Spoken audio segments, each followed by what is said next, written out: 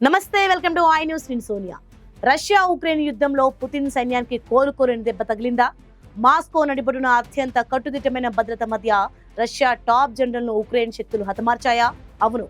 సోమవారం ఉదయం రష్యా రాజధాని మాస్కోలో జరిగిన ఒక భీకర కారు పేలుడులో లెఫ్టినెంట్ జనరల్ ఫానిల్ సర్వరోవ్ దుర్మరణం పాలయ్యారు.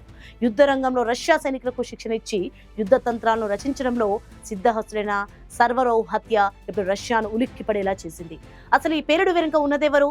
పుతిన్ అత్యంత నమ్మకస్తుడైన ఈ జనరల్ ను లక్ష్యంగా చేసుకోవడం వెనుక ఉక్రెయిన్ మాస్టర్ ప్లాన్ ఉందా? ఈ హై ప్రొఫైల్ మర్డర్ మిస్టరీ గురించి ఇప్పుడు మన ప్రత్యేక కథనంలో చూద్దాం. రష్యా రాజధాని మాస్కోలో సోమవారం ఉదయం పెను ప్రకంపనలు రేగాయి. రష్యా సాయుధ దళాల ఆపరేషనల్ ట్రైనింగ్ విభాగం అధిపతి 56 ఏళ్ల లెఫ్టినెంట్ జనరల్ ఫానిల్ సర్వరోవ్ దారుణ హత్యకు గురయ్యారు.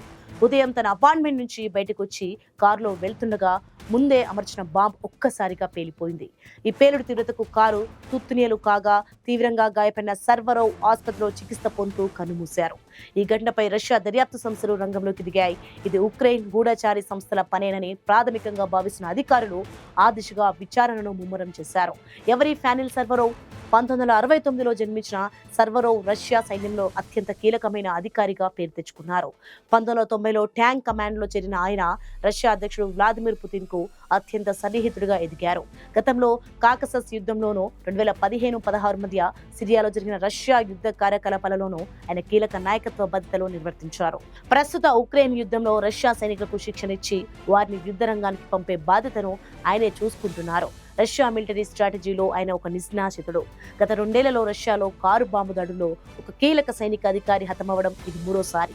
ఈ ఘటనపై రష్యా అధ్యక్ష భవనం క్రెమ్లిన్ తీవ్ర ఆగ్రహం వ్యక్తం చేసింది.